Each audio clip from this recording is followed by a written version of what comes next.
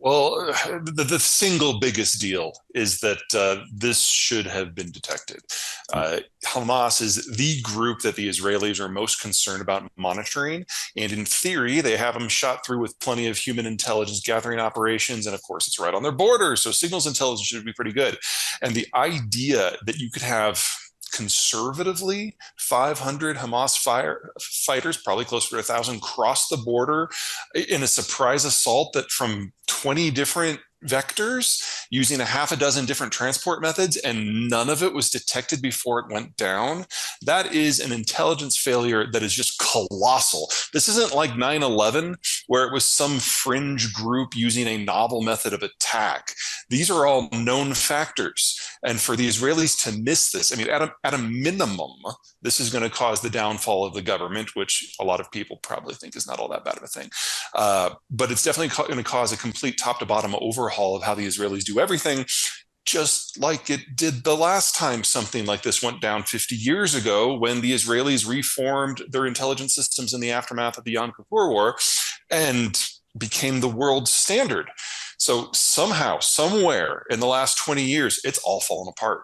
And it makes you wonder what else they're missing. Right, and there's pros and cons of each method, but the foes that the United States is primarily concerned about are in a different hemisphere. So you can understand why signals intelligence forms a stronger pillar for us. Gaza was right there. Again, we don't have any information. The most logical conclusion today, which might be proven wrong tomorrow, is that it's a new faction within Hamas, because there's dozens of them, and it could just be a new one that popped up and somehow managed to recruit several hundred people. Even that doesn't hold together very well. If I was a guessing man, I would say that that was the primary rationale for the timing, if not the attack itself, definitely for the brutality as well. You're looking at things that Hamas has now done in the last week that even ISIS never got around to doing in terms of just the human denigration. And so it's going to be very, very difficult for the folks in Riyadh to still proceed to cut a deal with Israel. Now, for those of you who don't like live and breathe this area, quick primer. There are lots and lots and lots of factions across the Middle East, but there's really four that matter. You've got the Turks, different ethnicity, but Sunni Muslim, semi-secular.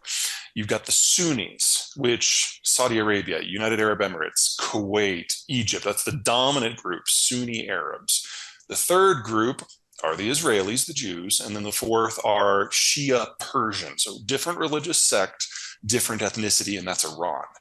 And what has been going on for the last, let's call it a decade, but really intensely started in the second year of the Trump administration, was a normalization of the relationship between the second and the third factions. The Sunni Arabs that make up the vast majority and the vast majority of the economy, and then the Jews who have the technology and the relationship with the United States. And the idea was that if you can get those two factions on the same side, then the rest of the Middle East will more or less take care of itself. Now, there are any number of ways that you can manage the Middle East. This is one. I'm not saying it's better or worse than any particular one, but this is the one that the Biden and the Trump administrations broadly agreed on behind closed doors. They will never say that out loud, but it's a by administration strategy.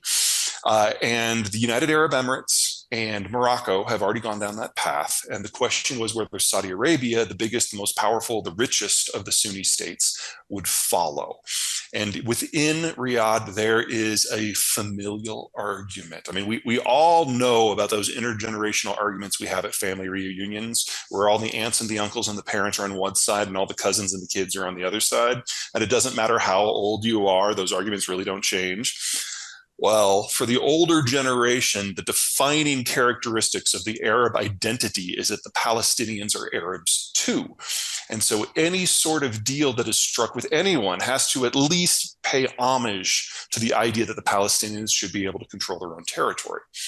But the next generation down, led by Mohammed bin Salman, who's a millennial, is like, yeah, whatever, that's your problem, old man. The Palestinians have never done anything for us. Gaza is an open-air prison camp. Even if we wanted to do something with it, we couldn't with all of our money. So just let it rot, and let's cut a deal with the power that matters, and that's Israel. And that will usher in a new Middle East where we lead the entire Arab world against Iran. Now, that might be a little over optimistic, but it's not ridiculous. So what's going on in Riyadh right now is the older generation, which includes the king, and the younger generation, which includes the king apparent, Mm-hmm. are fighting about it.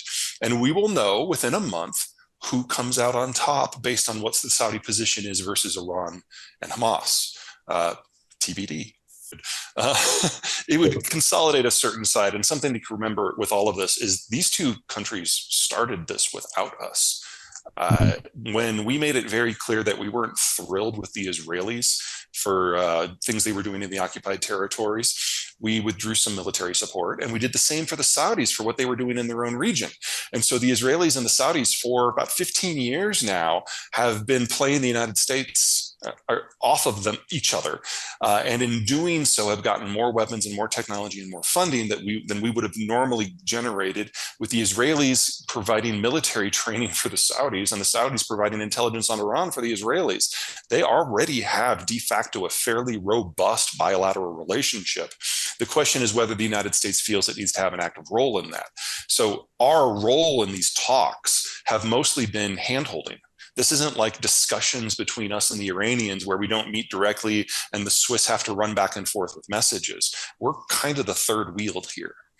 Well, let's start with the bigger two players. The Chinese and the Russians do not like one another. It's an alliance of convenience. And the standing Russian position is that the Chinese ever cross the border into Siberia, that the Russians won't meet them with tanks and troops. They'll just nuke them. And when that is kind of like the basis of the relationship, you can imagine how much trust there is. They don't like each other. It's a marriage of convenience at the time. The Chinese really, really, really are enjoying the stalemate that has erupted in the Ukraine war because it means everybody's eyes are over there rather than on China. And that's convenient. And it's in many ways the flip of what the Russian position was when the Americans were facing off against the Chinese during the Trump administration. They were like, hey, this is great. We can start moving things into play to grab territory we want while the Americans are focused over there. So there is absolutely no love lost. Alliance of convenience. That doesn't mean irrelevant. It's just if circumstances evolve, they will stab each other in the back in seconds. Iran doesn't get along with either the Russians or the Chinese nearly as well as they get along with one another. The Iranians look down on the Chinese as an inferior society. The feeling is mutual.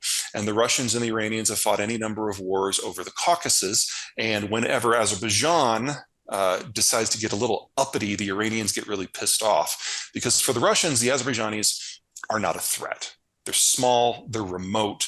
There's some arguments over energy transport policy, but nothing really that cuts to the core of Moscow's interests.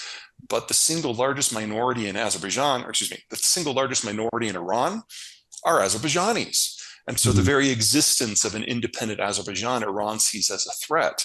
And now that the Russians are pulling out of the Caucasus and Azerbaijan is taking the fight to Armenia, for Russia, they always knew they were going to sell out their Armenians. But for the Iranians, this is like the last brick in the wall breaking away to generate what they're fearing is going to be an irredentist Azerbaijan right on their doorstep with unofficial Russian blessing.